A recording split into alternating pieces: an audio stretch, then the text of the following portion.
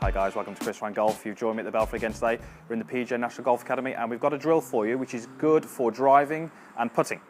Now, there really aren't many drills out there which are good for putting and driving. They are complete opposite ends of the spectrum, and there's not a lot of things that we do in putting that we do driving, and vice versa, things that we do in driving we can do in putting. There aren't many things that sort of transfer between the two. However, this drill is good for both.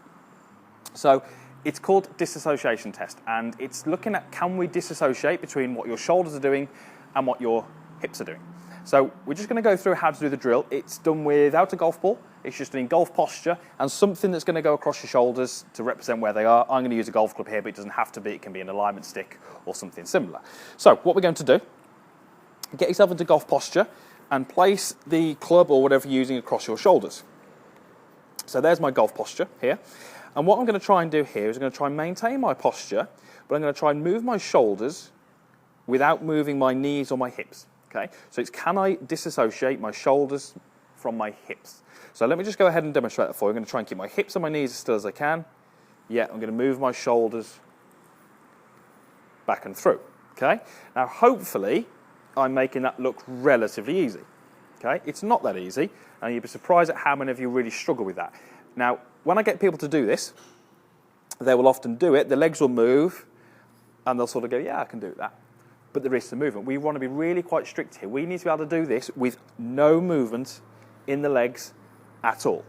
So you may already be starting to see how that's going to help with the putting. Because when we putt, we're not quite in that same posture, agreed, and obviously I've not got a putt here, but when we do putt, what we would like to have happen really is we move the shoulders without moving the hips or the knees.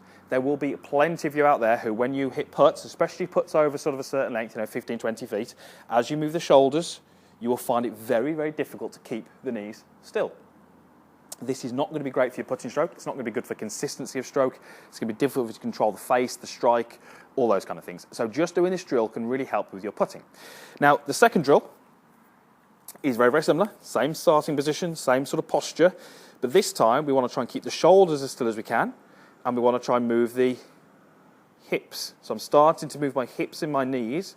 But this time, I'm trying to keep my shoulders as still as they can. Now, I'm not quite as good at this one, but the more I practice it, the better I get. So I'm moving my hips and I'm not moving my shoulders. So again, we're trying to disassociate. I'm trying to move my hips and I don't want that to cause any movement in the shoulders. Now, that's important for the full swing and the driver, because what we want to do with that golf swing is we want to make a back swing, and from here we want to feel that we start the legs on the way down, but we don't want that movement to drag the shoulders out here. For many of you, when you do try and start the downswing with the hips, it will cause the shoulders to follow that same sort of pattern of movement. We'll get the hands working a little bit too much out, we'll get the club moving too much out, and then from there it's a case of trying to do as best we can to get the club on ball. So it's a really, really good drill. It's difficult, but the more you practice it, the better you'll get, and it's as simple as that, really. If you could do that, 1 to 2 minutes every day, over the day, you'll find you will get better at it. And the more you do that, the better you get. It will help you with those two areas of the game, the putting and the driving, and that's really, really important. Quite two big areas of the game there. So have a go, see how you get on. And I say, be quite strict. Try and get to the point where there is no movement. We don't want not much movement. We want no movement. So it's very, very solid knees, very, very solid hips. And then the other one is this one where we're moving the hips without moving the shoulders. So that's generally going to be a little bit more difficult. So I'm going to go ahead and hit a drive just because, as I say, we're working a little bit towards driving and putting. So just get myself set up. And what I'm going to try and do is I'm going to try and get to the top. I'm certainly going to feel that my downswing starts to ground up. I'm trying to feel like I pull my hips away from my shoulders, get that stretch, and that's going to hopefully transfer into some club head speed and some good distance. So let's have a go.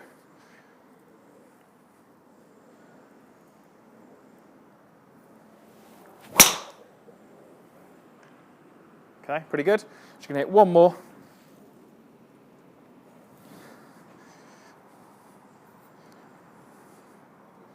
Okay, same feeling. Start with the hips on the downswing.